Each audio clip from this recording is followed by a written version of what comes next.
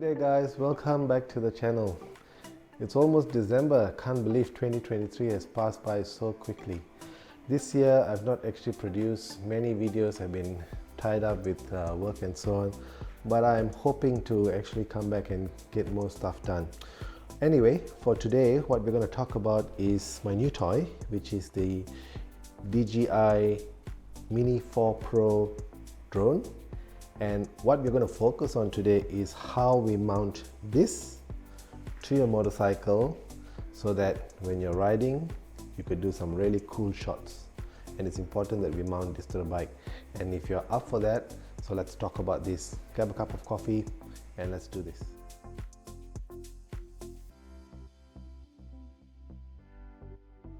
So I recently only purchased this drone about less than 2 weeks ago. I've been wanting to buy a drone for some time and I've been researching and so on.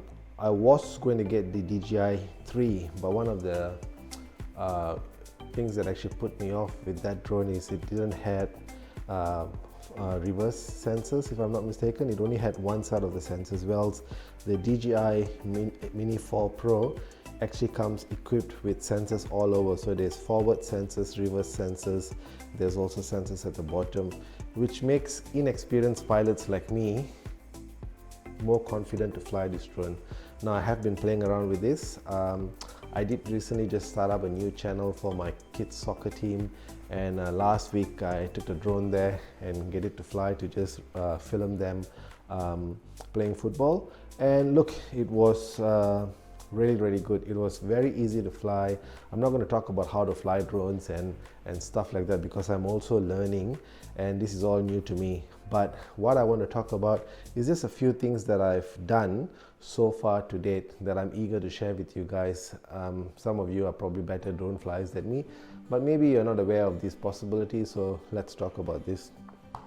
So essentially, when you buy the DJI Mini 4 Pro, it actually comes with what they call a RC2 remote. An RC2 remote is different in a sense that it's got the actual screen display on the remote. So unlike the older traditional remotes, you have to mount your mobile phone on it. With this ones, you've got the screen there already, which makes it really easier because you don't have to use your mobile phone and you can leave your mobile phone mounted on your motorbike because you might be using it as a GPS and so on. So that's really great.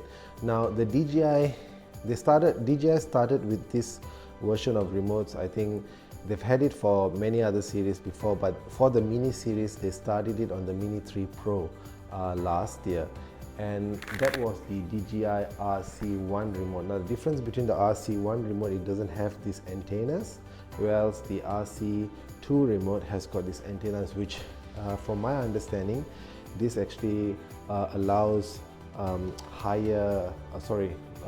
longer transmission rates for the drone. So apparently it improves the connection and also lets the drone fly further as well. So many of us motorcyclists, the whole idea of getting a drone is because you want to film your rides to a certain extent, or when you get to these really cool places, you actually want to record aerial views of the location and so on. So that's the whole idea. Now if you're not riding, that's fine, you just hold your remote control in your hand and you can pilot your drone. But sometimes you're riding and you're going at low speeds and you want the drone to follow. Now the beauty about the DJI Mini 4 Pro is it has got a follow me function. So it can follow you for up to about 50 kilometers an hour speed. If you're on your motorcycle and you're going up to 50 kilometers an hour, the drone can actually actively track you. But again, you know, sometimes you might be going a bit more faster, the drone might lose you. It's got all these built-in functions where if it's lost connection with you or if it's lost connection with the remote, it will actually land back to the home point, where it took off from. So there are all these functions in it, but nevertheless you want to be able to see the drone. So that's the whole idea of mounting it on your motorcycle. So when you're riding, you can actually just have a quick glance and see, hang on, is the drone following me, or I've lost the drone, in which case you could turn back and go and retrieve the drone. Now besides the follow me functions, There's also waypoint functions that you can use, whereby you could actually, once you know the path of where you're going to travel, you can sort of set waypoints on the drone, so the drone will actually fly based on the waypoints you have set. But essentially what you're doing is you're riding your motorcycle and you're coming within the drone's frame. So essentially the drone isn't following you. What you are doing is you're placing yourself in the drone's field of view, if that makes sense. So this is another functionality which I will explore all of this, and as I get more familiar with the drone, I'll share all this information as well. And the other third functionality is if you just want to get the drone to be static, hovering at one angle, and you just want to ride down, and that way the drone gets like an eagle-eye view of you riding. So nevertheless, in any of these scenarios, there are probably more other methods that I'm not even privy about, but nevertheless, with all these scenarios, you want to actually mount your drone to your motorcycle in a safe way, so that you want to mount your remote control to your motorcycle in a safe way, so that you don't lose your remote, because you don't want to damage this. It's pretty expensive. All right, so now let's get to it. All right, so let's get into this. So again, giving you a close look of what the RC2 remote looks like. It's actually got a very bright screen too, which I quite like. The drone isn't connected at the moment, so you can see the screen is pretty bright. Quite good looking actually. Makes life really easy. So it's not connected at the moment, and it will ask for a connection. But anyway, just want to show you how bright the screen is, and I'll just probably turn that off now. So yeah, pretty radiant screen. Okay, I'll probably just turn that off now. Alright, so now let's talk about mounting this thing. How do we do this? Alright, so if you turn the drone, the remote control, sorry. Now here you can see what I've done is I've actually put on a quad lock mount. So with the RC, I'm not sure how the RC1 remote looks like, but with the RC2 remote, there is a vent here for your fan, because in the remote there's a built-in fan, and I'm not sure if it's clear, but you can sort of see just in the gap there's another vent there as well. Now I'm not really sure if that's a fan vent or if that's a speaker. I actually think that's probably a speaker, because there is an inbuilt speaker in there. You can watch videos sort of from the remote, so there is a speaker there. So I think that's a speaker, but nevertheless, what I've actually done is I've bought this mount. Now let me show you how you get the mount. So I'm on the Quad Lock website here.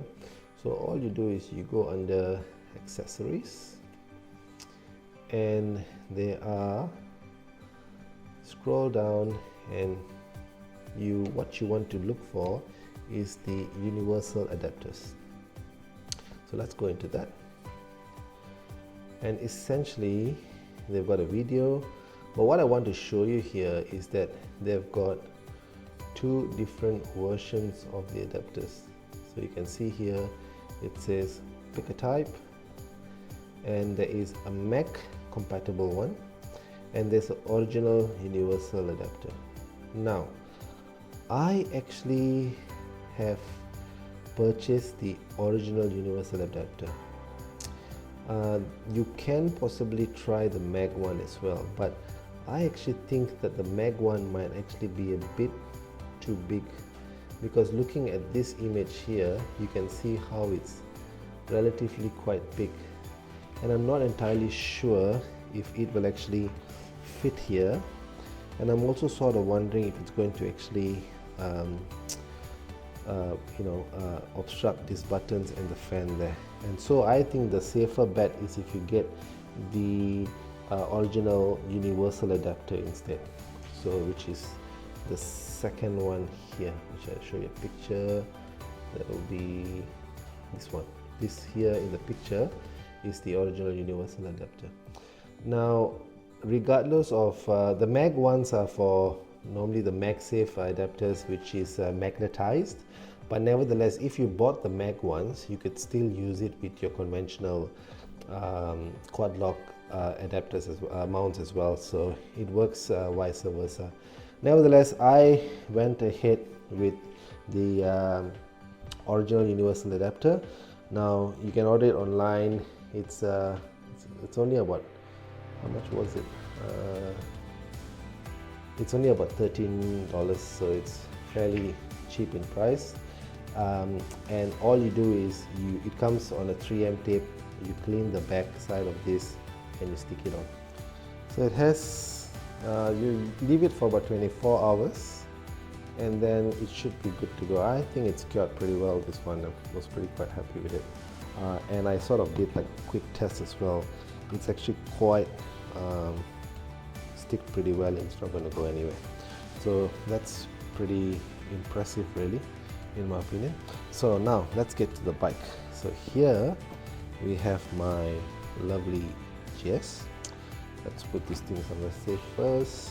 All right, getting back to the bike. So we've got the GS. Now I've got my mount here for the BMW Motorrad mount for my phone and GPS. But what I've done is I've put my Quad Lock mount to the center of the handlebar, and this is just a standard mount. I've also added a vibration dampener. Not sure you need that, but I already had that from my Vstrom before because I used to mount, so I just repurposed this for my old Vstrom. Put it here. I've got the vibration dampener, and I think that's probably going to help with the remote. I'm not sure what sort of components got in there, but I don't think you can go wrong with having that. So anyway, that's not the vibration dampener. I don't think it's absolutely mandatory, but if you got it, use it. So it's quite simple mounting. Now remember, I was quite concerned because I've also got my tank back here, and I sort of wanted the mount and the remote to all go and sort of not obstruct my handling of the bike. And I really do need this tank bag because in the tank bag is where I plan to put my drone and the spare batteries and so on. But in terms of mounting it, it's fairly simple. So all I need to do is this. Just give me a minute. Okay, let's talk about mounting this thing. So again, remote control with the thing, you've got that there. All I do is push this down.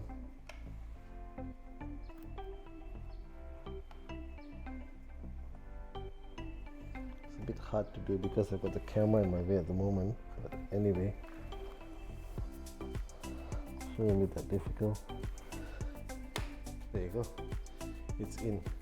So once it's in, it's solid. Now the reason why it's a bit wobbly is because of vibration damper, and you want that with the bike. So there you go, it stays there. It's going to be solid, it's not going to move anywhere, and you can actually ride your bike with the screen on there. And remember, when you turn your steering, it's actually not going to obstruct with your tank bag as well. So that's another good thing about it. So it's not going to obstruct with your tank bag. It's going to obstruct with your speed view, but if you've got your phone, your GPS there, you're going to get your speed view anyway, so it should be fine. But that's there, and it's not going to sort of I think it's quite in a safe angle as well, so you can still look at the road, and you don't have to actually look down and put your head really down. You can just peek through and you can see where the drone is. So there you go. It's actually pretty damn easy, and I'm quite happy with the results so far. So there you go, guys. Pretty cool setup, I think, in my opinion. So I'm quite happy with it, and I think this will make my life quite easy when I'm riding, and I'm sure you guys will also benefit from this very same idea. So definitely give it a try. It's only going to cost you $13, and you can pick one of these up either directly from Quad Lock websites, or most of the motorcycle shops these days, they actually sell this part, so you can just buy one and put it on and you're good to go. And I'm sure that Quad Lock is quite popular, so a lot of people these days already have got the Quad Lock systems, and you can just use it, so that makes it easy. Now while I've also got you guys here today, if you've got this remote, one important thing you need to have is you need to protect the screen, and you need to get screen protectors. Now what I've done is I've bought the Terceli glass screen protector from Amazon. This is a really, in my opinion, really good package. So it comes in a set of two, so there are two screen protectors in here. They are only $8.50 from Amazon, and they are so easy to put on. I kid you not, it literally took me like 3 minutes to put on. So I'll have the links for that in the description of this video. So again, this is going to be my affiliate links, and if you want to buy one, just use the affiliate links, and that will give me a small kickback, but at no cost to you. So definitely get that. Now also, the other thing that we also often are recommended when you have drones, especially they're flying out and it's really on you know, bright days, you need to have ND filters. So what I've did is I've bought the DRC ND filters from Amazon. Now this costs about $30 to $40 for a set of 6 ND filters, and they are made for the DJI Mini Pro. Now they are pretty good. I have flown it, I have seen the results with it, and I'm quite impressed with quality and how it's actually improved the images. Now these ND filters, the good thing about these ones is you can actually adjust the angle, because this rim here is twistable, so you can actually adjust the angles and get the right polarizing, or you can just use the standard settings, which is you've got the white mark there that sort of tells you, and they literally just only clip on. So what you can do is you hold your drone, you twist this one, and that comes off, and then all you do is you take this one, you put that there, and you twist it in, and there you go, voila, good to go. So it comes with a ND with a, I'm just going to put this back. So it comes, the package comes with 6 filters that I've just mentioned. It's got a CPL filter, which is a polarizing lens. It's got a ND16, ND32, ND64, ND128, and also an ND8 filter. So it goes all the way from 8 to 128 for a really good price.